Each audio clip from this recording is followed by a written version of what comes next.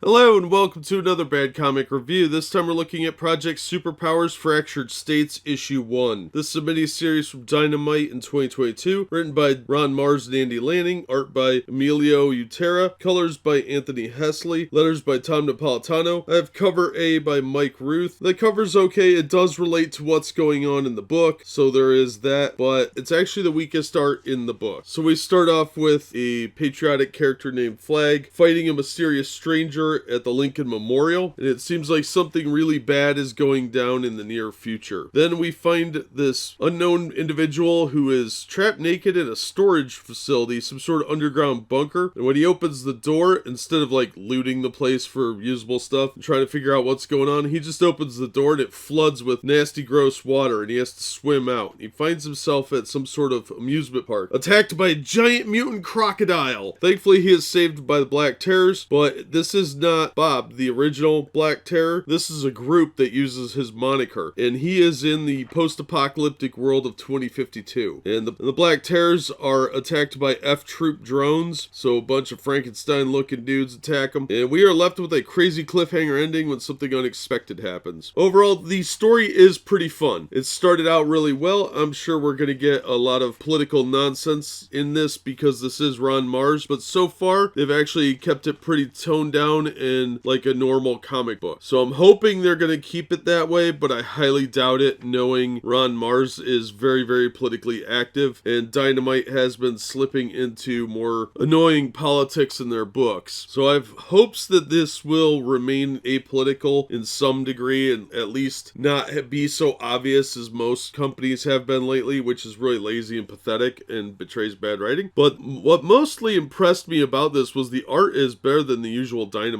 art. So I'm willing to look at issue 2, but I'm not going to pay full price. $4 was outrageous because this, like Marvel, is only 20 pages of story. So they are joining Marvel in the cutting down pages so they can charge you more money for less product. If you're real interested in this, wait till the trade paperback comes out and find it cheap. But do not pay $4 for this. It is not worth anywhere near that. The story is good. The art's not bad, but it's only 20 pages and that is not worth $4. These companies need to not be rewarded for giving us less product for more money. So if you can find it for about half the cover price, I would say pick it up. It was a pretty fun read and it's got an interesting premise. I don't have a lot of faith that it will remain interesting without getting ham-fisted with the politics, but for right now, this was a good read and I was really glad I read it. I just wish I hadn't paid $4 for it. That's gonna do it for this one. Thank you so much for listening and supporting the channel. If you enjoyed the video, please hit the like button and don't forget to subscribe so you don't miss future reviews. If you'd like to help the channel out in other ways, links are in the description to various support methods, including my merchandise store. And as always, we hope to see you on the next one.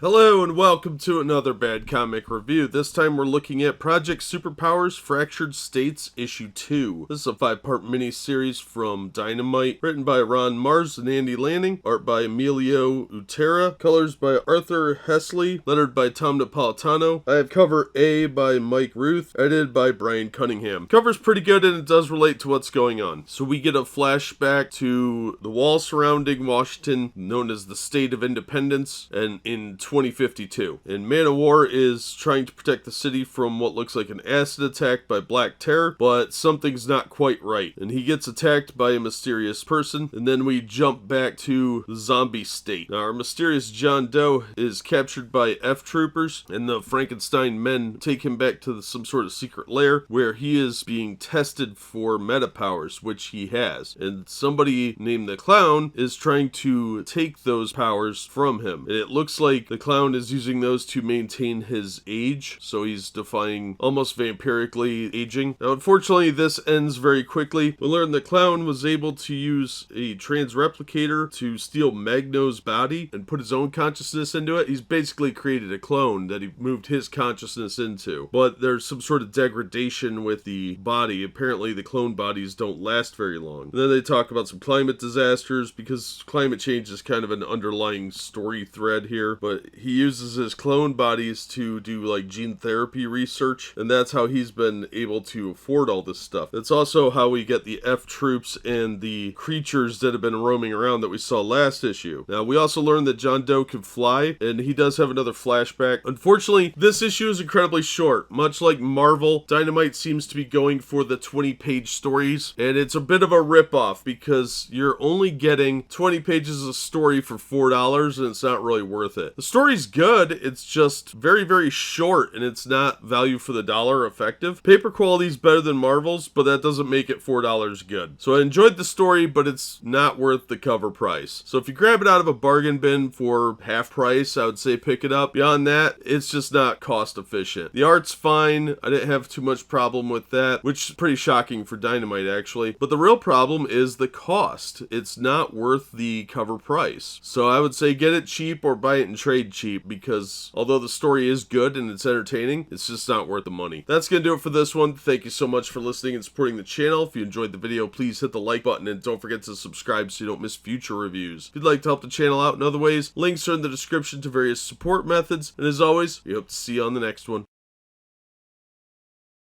Hello and welcome to another Bad Comic Review. This time we're looking at Project Superpowers Fractured States Issue 3. This is a 5-part mini-series from Dynamite, written by Ron Marz and Andy Lanning, art by Emilio Utrera, colors by Arthur Hesley, lettered by Tom Napolitano. I have cover A by Mike Ruth, edited by Brian Cunningham. Cover's okay. It doesn't quite match up the characters with the background, so that probably needed a little work, but it's okay. We do see the Green Llama on the cover, and he is briefly in here. So we learn a little bit about what happened in the environmental disasters that occurred. It started in 2025, and it looks like a lot of it was brought on by the Mad Magi, who was about to be stopped by some heroes, but he managed to turn their powers against them, and it created a giant tsunami, which affected quite a lot of the East Coast, and things went downhill from there. There was a disturbing pandemic that killed a bunch of kids, and eventually the villains tried to challenge the president, President West, for power, and it ended up fractionalizing the country. So now it's separated into small fiefdoms that are run by heroes and villains, and they're all fighting each other. No real word on the rest of the world, but the US is what's torn apart. And we learned that Bobby was saved by the Black Terror when her refugee camp was attacked, and a bunch of heroes formed up and tried to save that area. Well, she was able to be saved, but was separated from her family, and she joined the resistance, which was the Black Terror's people. But the Black Terror himself went missing. He had been searching for part of the urn that the Project Superhero characters had been stored in for decades, so they were picking up where he left off with that hunt when they found John Doe. We get a glance at the Green Llama and how his region is basically insane because the environmental catastrophes had some sort of weird effect on him. Then we find out who's really in charge of the Black Terrors, and we get a cliffhanger ending that involves the president. Overall, it was a good issue. It's a good installment in the storyline. Unfortunately, it's very, very short. I thought the art was okay. I didn't really have a problem with it, but the story's only 20 pages, so much like last issue, not really worth the cover price with only 20 pages. What is this, a Marvel comic? So I wouldn't advise paying the cover price for it. I'd try and get it for $2 out of a discount bin, because pamphlets are not worth $4. That being said, the story was fun. Like I said, I didn't have a problem with the art. Cover's okay, but doesn't really do the book justice. I would probably say just wait and get it in trade really cheap, but it is a fun book, and I will read issue 4. A recommendation for the book, but not at cover price. It's just not worth that much money for a 20-page pamphlet. That'll do it for this one. Thank you so much for listening and supporting the channel. If you enjoyed the video, please hit the like button and don't forget to subscribe so you don't miss future reviews. If you'd like to support the channel in other ways, you can share the video on your social media or go to one of the links in the description and support me there. As always, we hope to see you on the next one.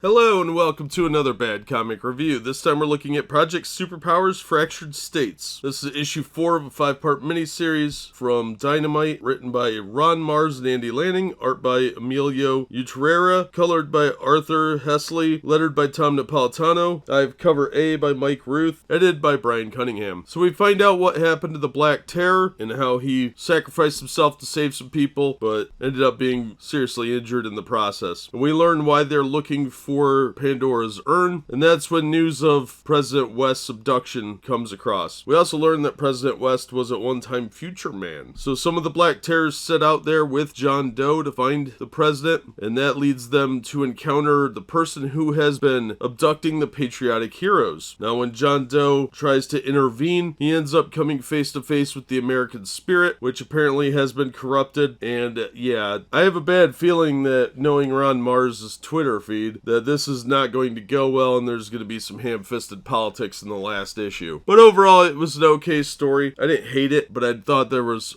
a weaker story here than had previously been going on. And as usual, it doesn't really seem like it's worth the $4 because it is very short. This is definitely the weakest issue of the miniseries, and I'm not sure where it's going, but I don't have a lot of faith it's going to be very good. But like the other issues, I'll say get it out of a bargain bin, because although the art's not bad and the story's pretty decently done, there does seem to be a build-up towards some really lazy political inserts here, which is pretty par for the course for Ron Mars. So we'll see how it wraps up, and maybe we'll find out the identity of John Doe. That's going to do it for this one. Thank you so much for listening and supporting the channel. If you enjoyed the video, please hit the like button, and don't forget to subscribe so you don't miss future reviews. If you'd like to help the channel in other ways, you can share the video on your social media or support me through the links in the description. And as always, we hope to see you on the next one.